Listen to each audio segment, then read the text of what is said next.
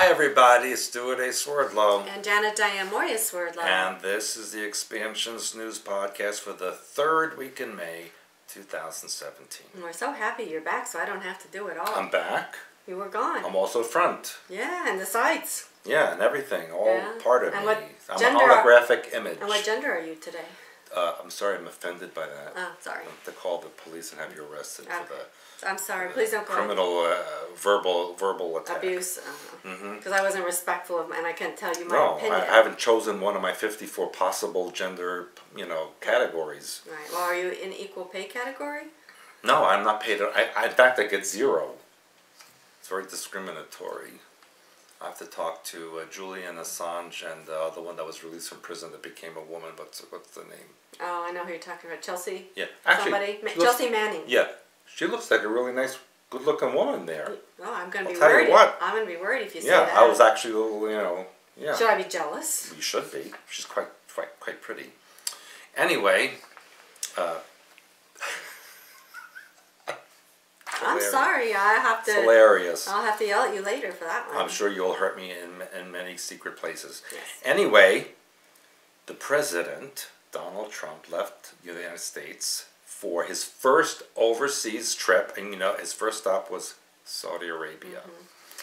And they plan to visit Israel and the Vatican, and after that to the 28th NATO summit in Brussels, and then the 43rd G7 summit in Taormina, Italy, which is I think in Sicily. I think so, southern part. But here's the thing: there's a G7, a G8, a G2. What the heck?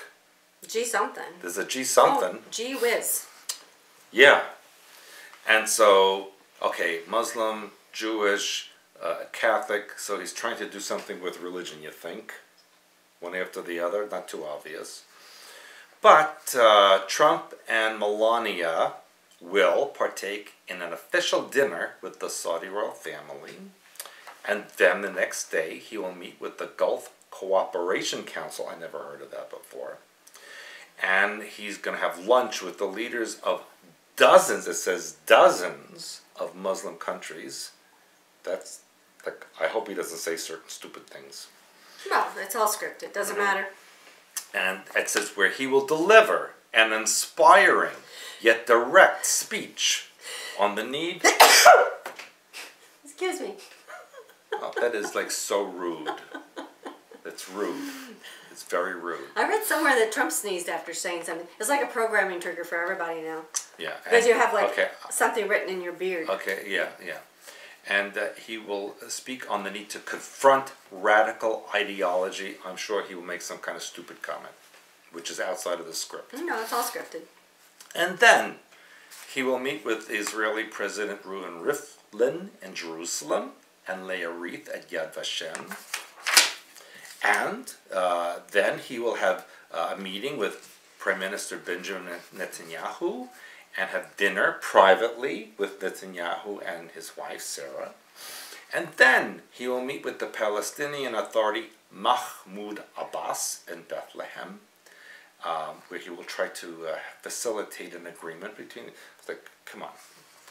And then guess where he goes? He'll pray at the Western Wall, the Holy Sepulchre, then he goes to the Vatican. This is my favorite part.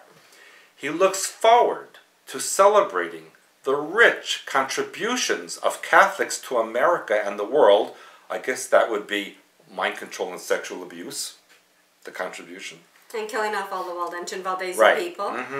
Yeah, so that'll be... And then he meets with the Italian president, Sergio Mattarella. Do you know him? Yes. Sergio Mattarella.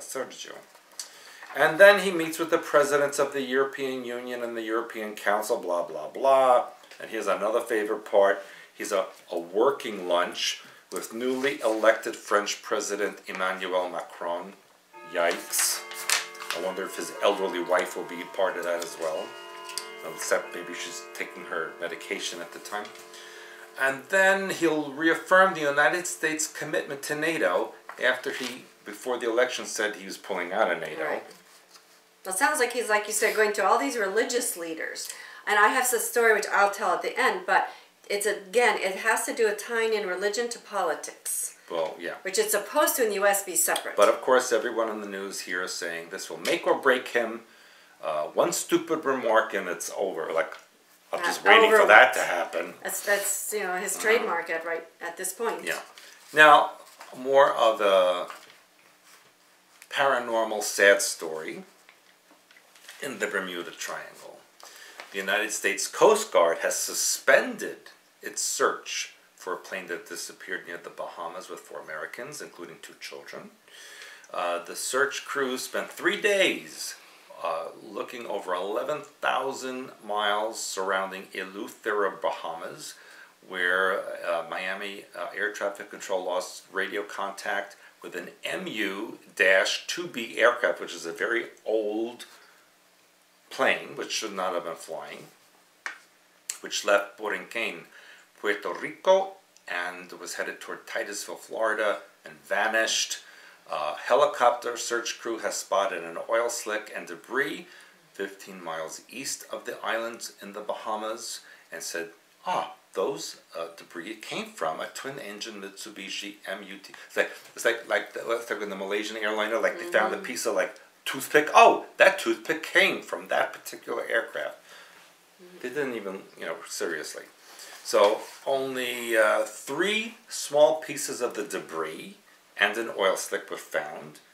And of course, if that plane had really crashed into the ocean, there'd be a lot more debris, and something is obviously being covered up. So what do you think that is? I think something happened with those particular... She was a famous person, and he was a famous person, and something's going on there. So when you go to Nevis, do you have to fly through the Bermuda Triangle? Maybe. Why, you plan to do something? No, I don't want you to disappear.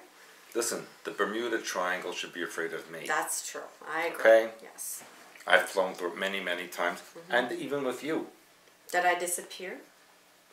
No. What was the first thing? Nothing. Let's go on to the next story about journalists. Now, this is very funny. I think President Trump would appreciate this story. It says, journalists' brains show a lower than average level of executive functioning. Duh. What kind of study is this? According to a new study, which means they have a below average ability to regulate their emotions, suppress biases, solve complex problems, switch between tasks, and show creative and flexible thinking. Well, excuse me, I think that's like everybody on the earth. Wow, what kind of study is this? The study was led by Tara Swart, a neuroscientist. She's got a wart in her name. Yeah. And she's a leadership coach, whatever that means. And she analyzed 40 journalists from newspapers, magazines, broadcast, and online platforms over 7 months.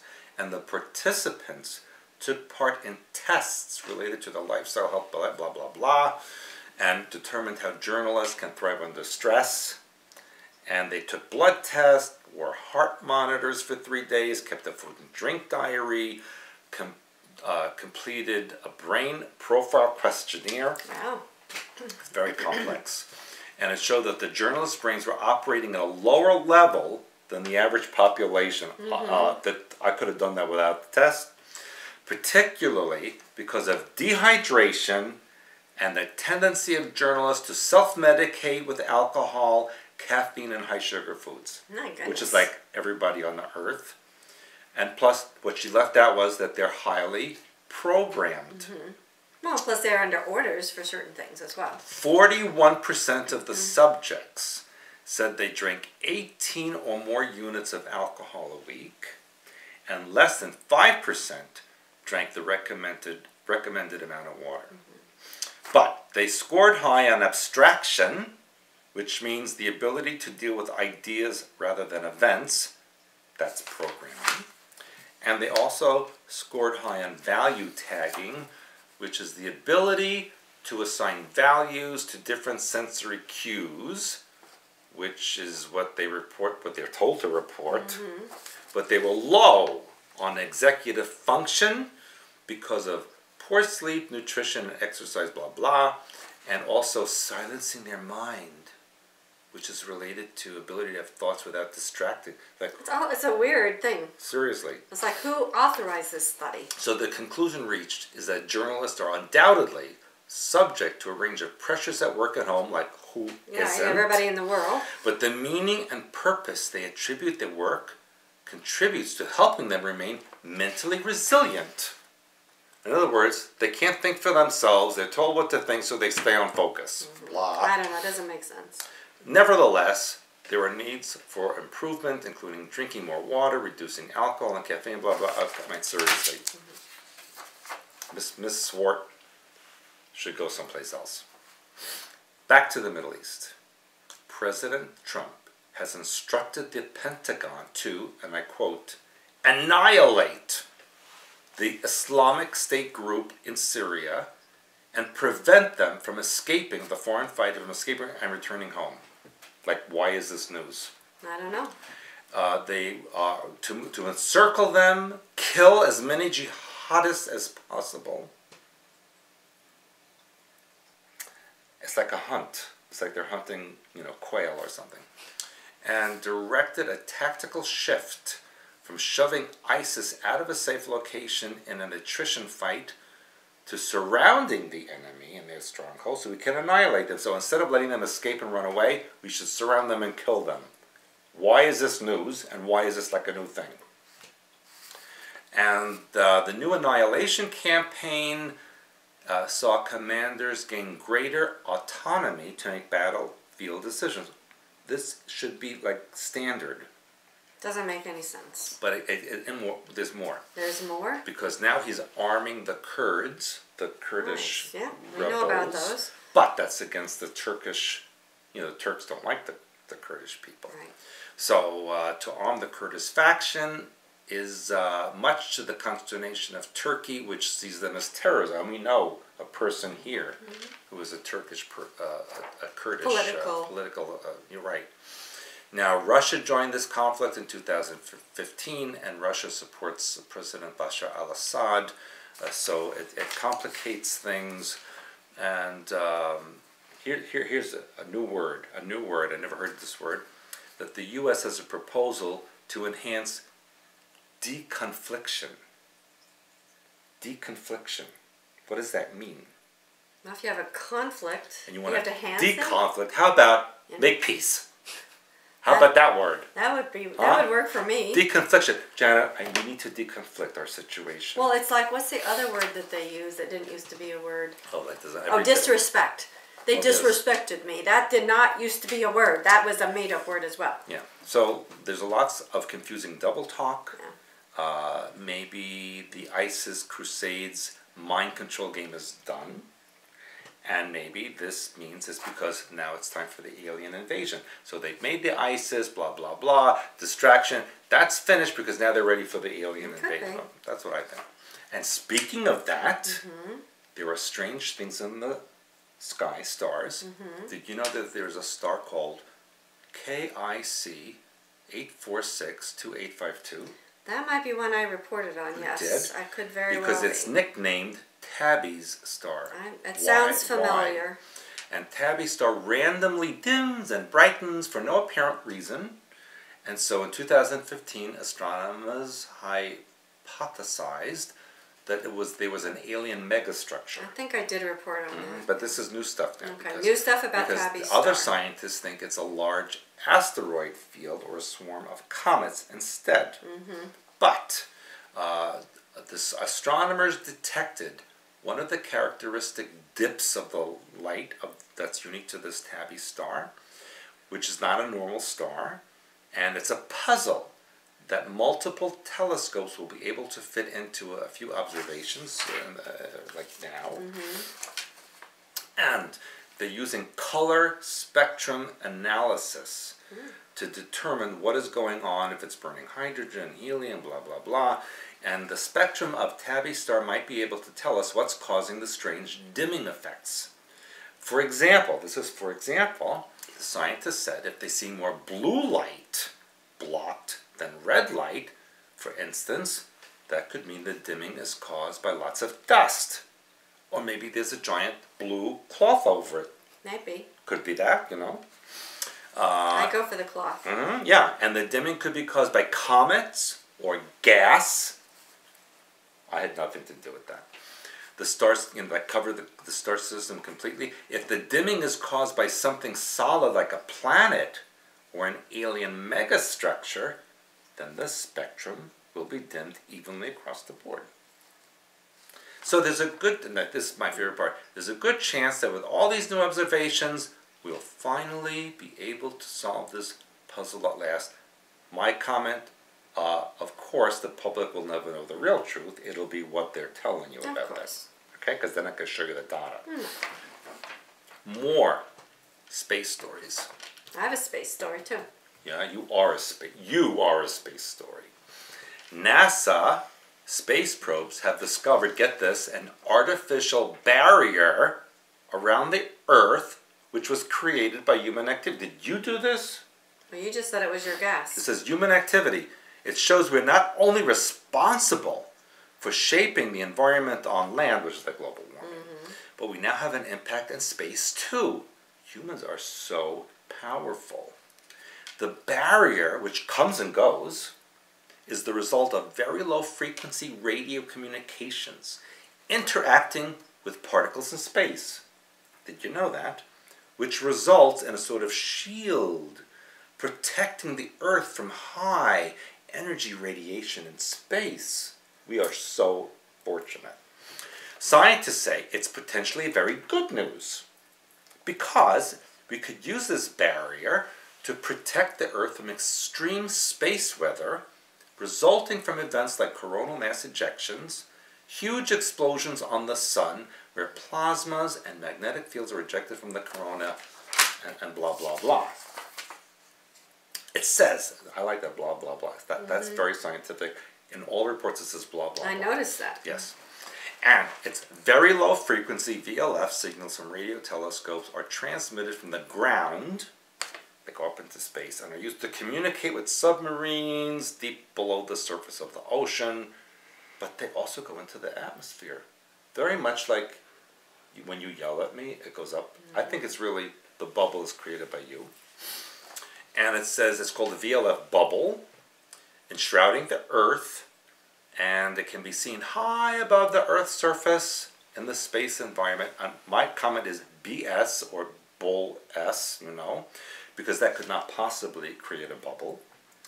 And it says the bubble extends exactly to the inner edge of the Van Allen radiation belt. So, people, this was not from humans. I think this is something else that created this. And you think it exists? For another purpose. You think it's actually there?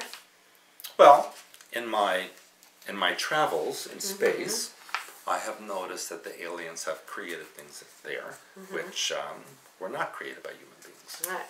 You done? I'm done. You're done? Okay. I'm done. Now, I have a Trump story, kind of.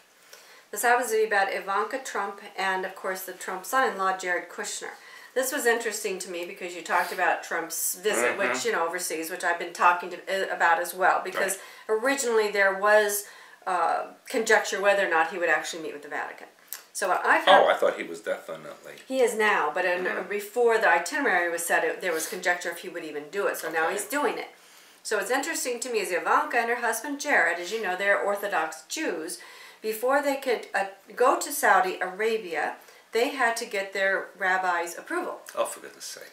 And said that the president's eldest daughter turned White House assistant and senior advisor needed a rabbi's permission to travel, taking into account the weekly Shabbat holiday they usually observe as part of their Orthodox Judaism practice. It says, observing the weekly Shabbat holiday entails disconnecting from all electronics and distractions from sundown to sunset. I'm sure she's going to do that. Then they also had to receive okay to bend the Shabbat rules on the occasion of Trump's inauguration. And then Kushner broke Shabbat rules when he strategized with Trump back in October 2016. So what's interesting to me, first of all, is they have to tell us, because why do we really need to know? And then apparently Ivanka wrote this book called Women Who Work Like She Really Works. I mean, like her life is so common with mine. I mean, with all the nannies. Women Who Work, it should have been Women Who Work with Many Servants. Exactly. So anyway, in her book, Women Who Work, she talks about the Shabbat. And then again, she goes in with how they're unplugged and they all get to spend time to each other. And doesn't that sound wonderful? So in my opinion, this is about mixing politics and religion. Because here in the U.S., we don't do that anymore. we have a separation of, really? supposedly. Seriously? We have it legally. We have a separation of church and state. Now we have high-level people who are mixing, and they're deferring their political work to their religion. So they're mixing that. Okay? So I found that interesting. Then the next thing, there's a celebrity chef called Anthony Bourdain. Do you know him? He's a pompous ass. The interesting thing about him, again, is he's in the news. And first of all, he says that he will not share a meal with Trump because he can't see the point of it, because Trump only talks about himself and he's interested in himself, and I can't see that as being scintillating dinner Excuse me, but you just proved that you talk about yourself. Well, there's a reason. Well, I'm going to explain to you why I'm even telling you this. Because first of all, he went back and he said he drank beer with then President Obama. Again, like we care. I wouldn't be proud of that. Okay.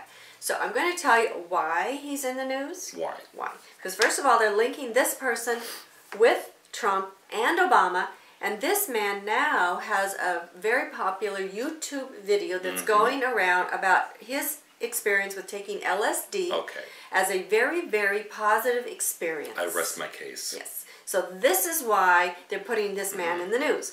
Now remember what I told you. First of all, they're going to legalize things like marijuana, and then that's going to be the doorway for other drugs, because all these drugs have to do with New World religion. So and making people into zombies. Yes, and programming and all of that. So, and they're talking also about studying LSD. I might probably reported this while you were gone, but actually studying it in universities while having people take it and so on and so forth. Yeah. So that's why, you know, they link it first to Trump and to Obama, and they've got him on television. And of course we know that people like actors. Trump is an actor. Ronald Reagan was an actor. The guy, the ex-governor of California was an actor, Arnold Schwarzenegger. Arnold. Yeah. So they're getting your attention, and now they're telling you, hey, first you can take marijuana as a recreational drug. Now you can take LSD as a recreational drug. That's going to be next. And now on the heels of that, Seattle, which is your homeland, where I was born, that Seattle could be the first city to give heroin users a safe space. A place where they can legally shoot up at a supervised healthcare facility, because they want to reduce the number of overdose deaths and decrease the spread of disease through dirty needles. Sounds like Seattle's becoming Amsterdam. That's what they're saying, but my personal opinion is they want to study the use of heroin, and these people are willingly donating themselves and saying, here I am. Because this is interesting for a couple of reasons. First of all, they're going to give them a place to go and shoot up. But in case they overdose, they will have medical personnel there to revive them. Perfect. How perfect. So they can do it again. It's like, you know, you can jump off the roof and land on the cement on your head, and we'll have a nurse available when you do that. Right, and then put you back up on the roof so you can jump off brilliant. again. How kind of them. Now, the John P. Walters, who was the director of drug control policy in George W. Bush's administration, agreed that the only safe approach to heroin is not to take it. Duh! Okay, he says, we do not protect addicts by reviving them. Who said this? This is John P. Walters. Well, he has a brain. Director of Drug Control Policy under George W. Bush's administration. Oh, that's strange, though. He says, we do not, well, they have to have a for and against side, you know. So, but he's saying we do not protect addicts by reviving them from overdose death, only to return them to death's front door, perpetuating the self-destructive cycle. You know, if they want to kill themselves, go ahead. Now, the director of the National Institute on Drug Abuse, Dr. Nora Volkow, claims that this will help to cut down the transmission of HIV and hepatitis C, and she says that cutting even one HIV infection would save almost $400,000 in lifetime costs. But, and as I said, I believe that they are out to study, again, more drug abuse. It's just programming crap. Yes, it is. And so, therefore, they're making it legal, and then they're justifying it for people. And at first, as I said, first it's marijuana, then it's going to be LSD, why not heroin, and so on and so forth. Are you ashamed to be from Seattle now? No, but I just... I'm ashamed of you for being from Seattle. Well, I'm not ashamed of anything. Anyway... Emerald City. Now, this is, the next is, again, to me, it's an informational type of thing. There was a woman... And unfortunately, I forgot to put down where she was from, but it's somewhere here in the U.S. She was feeding a donkey for 5 years. And in the process of feeding the donkey after 5 years, the donkey grabbed her arm and wrist, bit them all up and down. She wound up in the hospital, and she lost one leg and one arm over the... That donkey should be beheaded. Well, we don't know what happened to the donkey. But my point is that people forget... But why would that happen if it bites you? Well, because it mangled her arm, it gave her an infection, and then she wound up losing everything. Huh.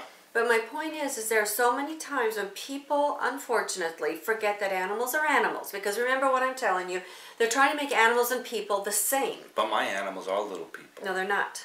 They're animals. Good so people. This is why I'm telling you this story, because they're trying to make you think that animals are people. And that you could be an animal, you could be a trans species, you could be an elf, you can be whatever, you can be an animal if you want. That's coming. You could be a donkey person. You can. But my point again is that animals are animals. So even when I see on Facebook and YouTube, all these people, these huge animals, and they've got their little tiny babies, and I'm sorry, maybe 99 are safe. It's that one time where you could really regret it.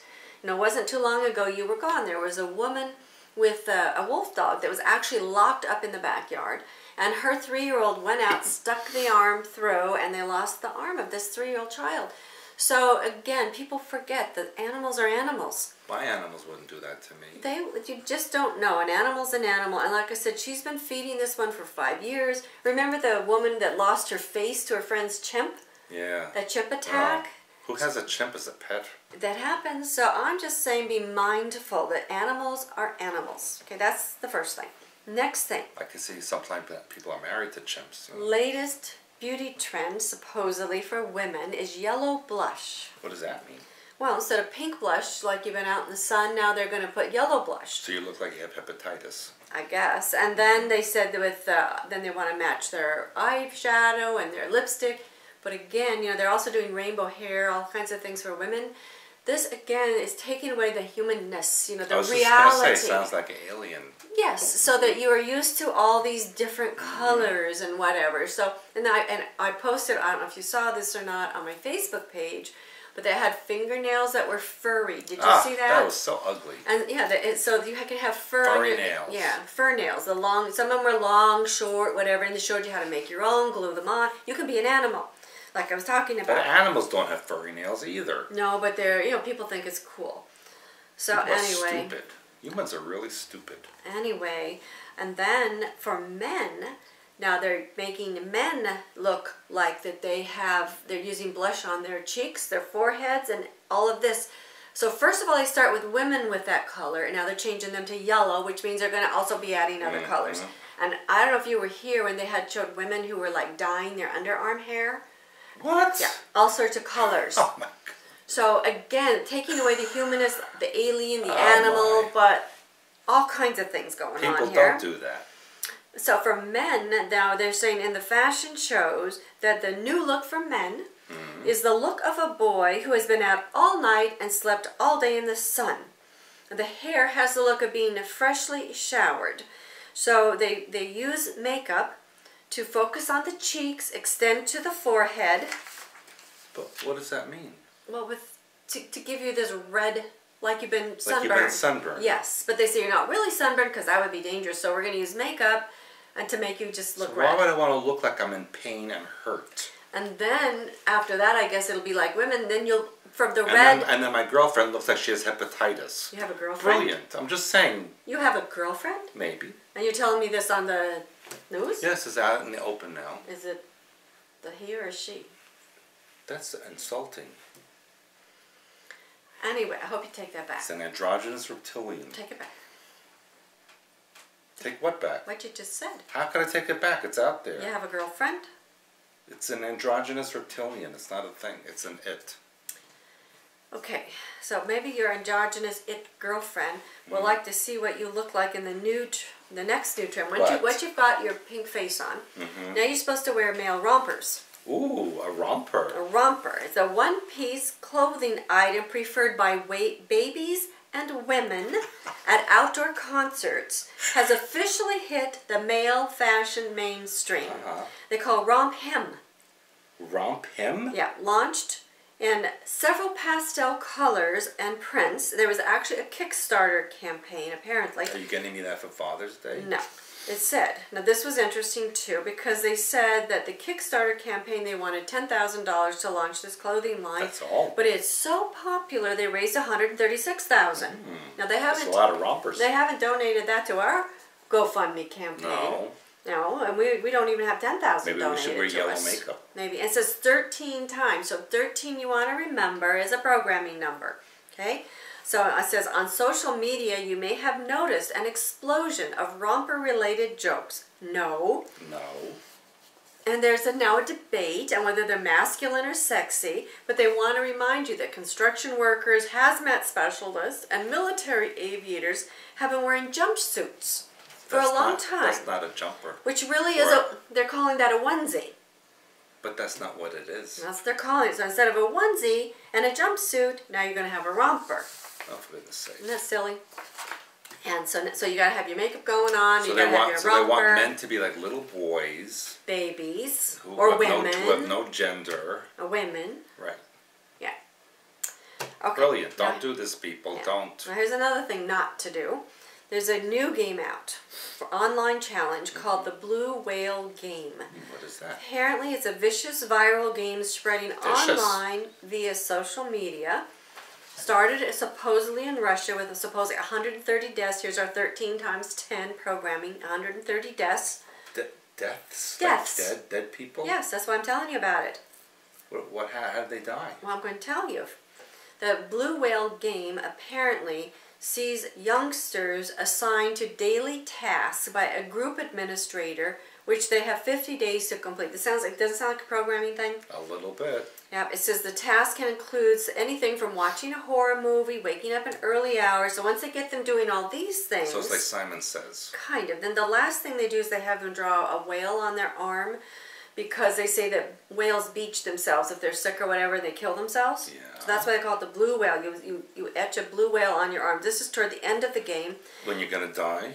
On the 50th day, then they encourage the members to take their own lives. What? Yeah.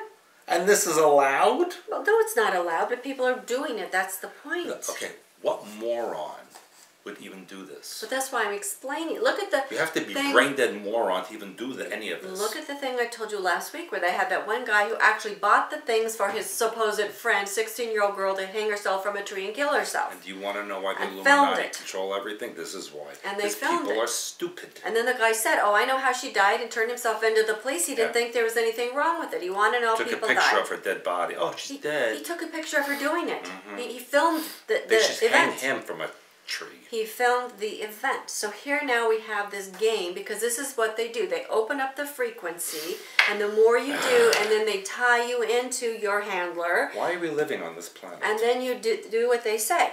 And then it's hitting the UK, and also UK, well, duh. Scottish police claim that it's hitting there as well. So they're warning people not to participate, and parents talk to your You children. have to tell people, oh, please don't put a blue whale on your arm and kill yourself. You have to tell them that. Well, that's why I said that these are the silly things that are going on. Worse than silly, I'm sorry. They're insane. They're not. They're silly. It's They're just insane. more beyond ridiculous. Okay, and this is getting even more ridiculous. My next story. Uh-oh. I don't know if you saw this or not, but his name is retired, he's a Tory deputy mayor.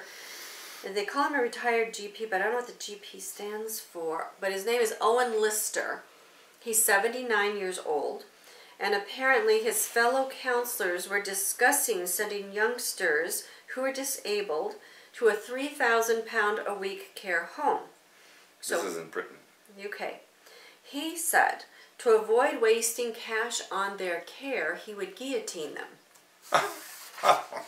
So then he quit, apparently, because people were disturbed. A little bit, huh? But then he stood by his point, and he said... Off with their heads. Yes, he says, these are children you cannot educate. It's merely a matter of caring for them until they die. And the only difference between a terminally ill patient and a severely handicapped child is time. So he said the funds should be used to cut the waiting list of NHS, their national health care system. He says it shows how peculiar we are as a society on this matter, that we spend this vast amount of money caring for disabled youngsters to very little purpose at all. It would be better spent on people like cancer sufferers. He said we have 5,800 people, 5 plus 8, there's your 13 again. Right. 5,800 people waiting to go into hospital in Swindon. A percentage of those will die as a result of waiting too long. So we should just chop their heads off instead. Again, this reminds me of Hitler. You know, Hitler was about destroying people who were not, you know, what he considered mentally or physically. Yes, they're not perfect. Physically fit. He got rid of them.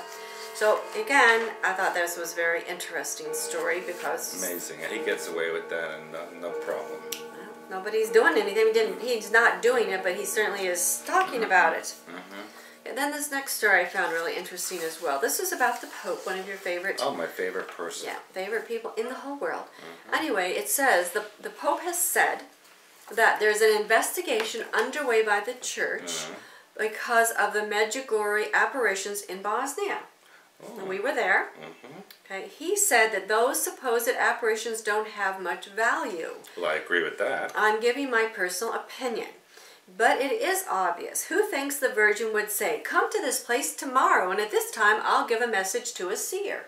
Well, who knows what the Virgin Mary would say? Well, that's what she supposedly did in Fatima, and he thinks that was holy. Yeah. And he just came back from canonizing those children in Fatima in Portugal, right? Then he says on the original apparitions, the ones the children had, more or less, that investigation needs to encourage. Now this also, the next statement was interesting to me because he said he prefers the terms. Now, I think these, again, are new religion sort of terms that he's throwing out there. The Mother Madonna, never heard her called the Mother Madonna. I've heard her called the Mother Mary or the Virgin Mary, but never the Mother Madonna together. Or Our Mother, but not, quote, the Madonna Chief of Service. I never heard that one either. So, anyway, I thought that was all very odd. So whenever the Pope speaks, there's a reason. Just like everything else, it's scripted. So, see what happens. And anyway, they're talking about, because it does bring in so much money into Bosnian country, because they're only 10% of the people there are Catholics. Most of them are Muslim. Right. And so it does bring in a lot of money. So if the Pope says don't go there anymore, that's going to be a restriction on the country of Bosnia. So again, we want to look at that. Interesting. Yeah, because isn't Bosnia, isn't that against the EU and all that? Or it's not in the EU. No, but it's against it, isn't it? Or do we know? Well, they're trying to join it. Yeah, supposedly. Now, my very last story, actually, I find the most fascinating. This story, actually, I found while I was doing other research, and actually was written back in February of 2015, a year and a half ago. Almost, a good year and a half ago. Over 2 years ago. 2015? Yeah, we're in May. Oh, 2017, yeah, you're right. No math for you. Guess not. I had to go back to math school. Anyway, this was very interesting to me because this is about scientists in the UK. Again, the UK. Again, the UK. Scientists in UK, like it doesn't match. Professor Milton Wainwright, leader of the joint study by the University of Buckingham Centre for Astrobiology and University of Sheffield, apparently said that balloons sent into the stratosphere came back with an object no bigger than a human hair, which has a biological gooey substance oozing from it. And in this microscopic metal globe could be proof that aliens are watching us. These balloons were sent 27 kilometers into the stratosphere to collect debris, and they came back with this object, again, no bigger than the width of a human hair. Why would the aliens send the gooey well, I'm going to tell you. The balloon? So when they analyzed it, they said the structure is made from titanium and vanadium metals with this biological gooey substance oozing from it, which scientists believe could contain genetic material used to propagate alien life on Earth.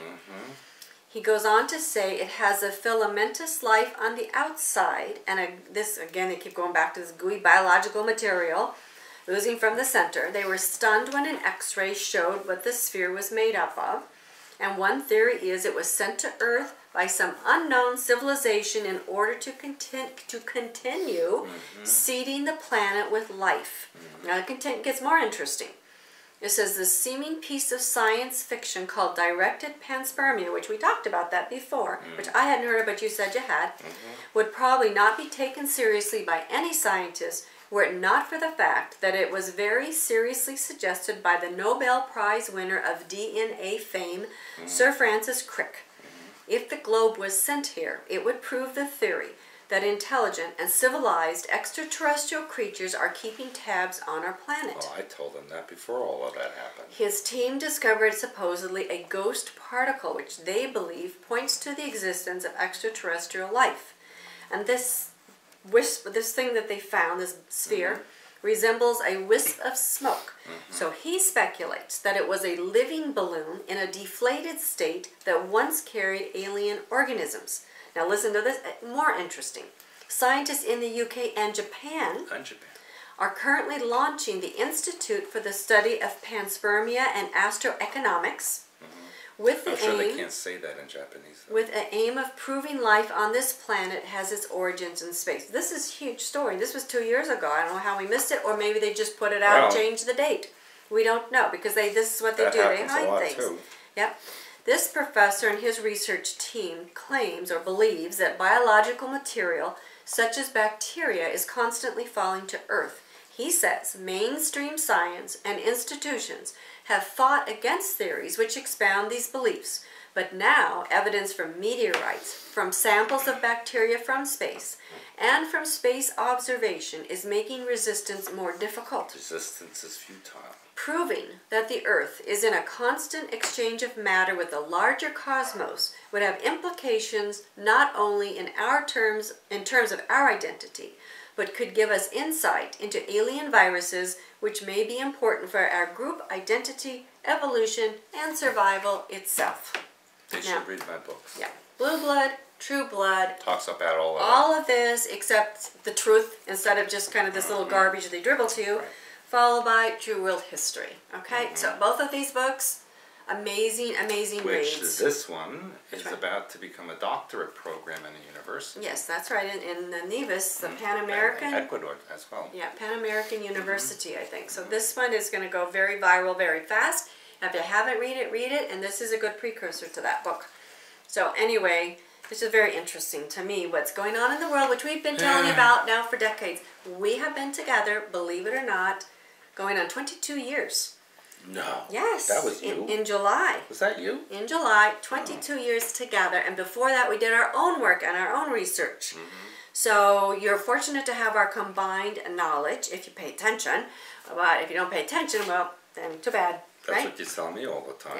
Yeah. So as you know, I will have one more podcast with you, and then you'll be on your own for a while. No, I'll be on my own once, and then I'm going, and you'll be on your own. Yeah, well, at least you'll still be here, but we'll figure it out. Anyway, so I am going to Waldensian country up here to walk the paths of the ancient Waldensians, True World History. If you don't know about Waldensians, you don't know about Catholicism and the Pope, you're going to find out about that in this book.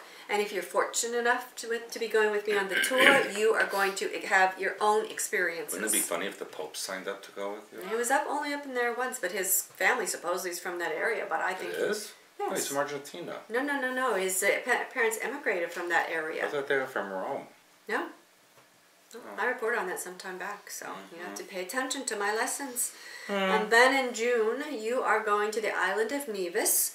A lot of interesting and important people will be there. That is open to the public. Check out our website.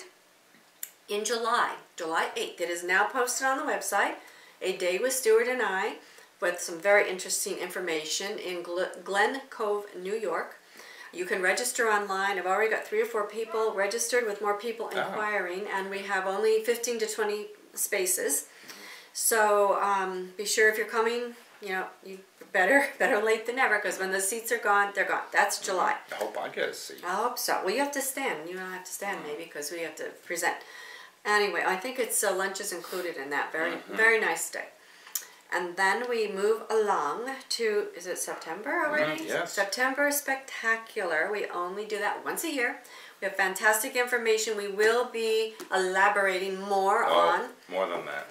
Way more than True World History. We'll be building on what we've been telling you, and a lot of things that we don't share publicly, we will tell you in our classes.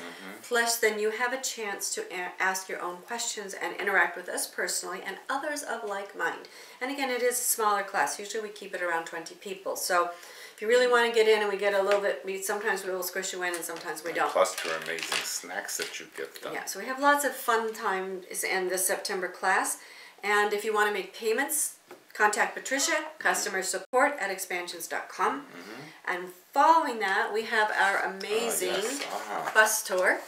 which leaves October 6th, and it is 9 days and 15 meals. Wow. Where we have a chance to discuss all kinds of fascinating places that we are going. That's like, I'm really excited about that. I keep saying that when I'm excited about everything, because I like it all. But people, when you call in to arrange your registration, you must refer to us. First to contact. get credit for it. Yeah, so you get contact from our You can't call in fee. afterwards and change it, only Right. the first time. First contact, so remember that. But all the information is on our website. We're going to go into the inner earth.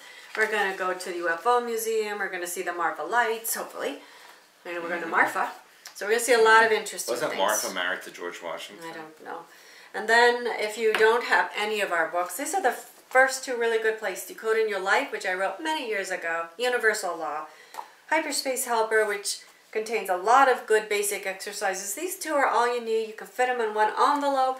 I can fit maybe one more. And again, I know postage is really ridiculous. We don't have any control over that. Remember when you tried to fit me in an envelope? You like that. I know. But you it didn't hurt fit. a lot. And then we have a couple of really good healing books. Hyperspace Healing Archetypes and Symbols. I tell you that we have our Brown Merger, which you hold at the pineal glands. Programming doesn't affect you. We have our Ultimate Protection, same thing to help you. Here's a Happiness Archetype. You need happiness in your life. I want a happiness. I need that one. I need that one. Okay, and we have Dolphin Frequency. You can use that if you go with the dolphins. Expand. And we have Cancellation. All kinds of fantastic things. Lots and lots of color things in here for you. So this is an incredible book. And then Hyperspace Plus is the book, which is a good companion. So I'd say if you want to go a little bit further, get Decoding Your Life. Okay, then you want to get this one, and you can get this one in the same envelope, Hyperspace Plus, and then you can kind of move on from there. And then, anyway, we have lots of good things. Check out our website, expansions.com, and like our Facebook pages. Don't wear yellow makeup. Join our membership site, because that's where we do our deep level work. Stuart and I are on there almost every single day. Every day. And we have lots of I never go to sleep. fantastic people on there who are also contributing, and great discussions. Yes. If you want to have discussions and really grow. This month I am doing one on questioning everything and focusing on success. So it's a great blog, and you've had some great articles about your trials and travels and what you're doing to overcome and blah blah, and give all your people information. So good stuff. Anything else we need to tell them about? Just that they need to send presents and things already? Like For our anniversary, maybe? You know, because I have to tell them in advance. Okay, well, Father's Day is coming, you know. Well, then we have an anniversary, and then you have your birthday. Right. So we'll be here before you. They could start saving. Maybe they could do payment plans on your gift for your birthday. I don't care what they do. They just need to send it. Okay, that works. Alrighty. Oh, is that it? That's it. All right. We'll see you next time. Bye for now. Bye. Bye.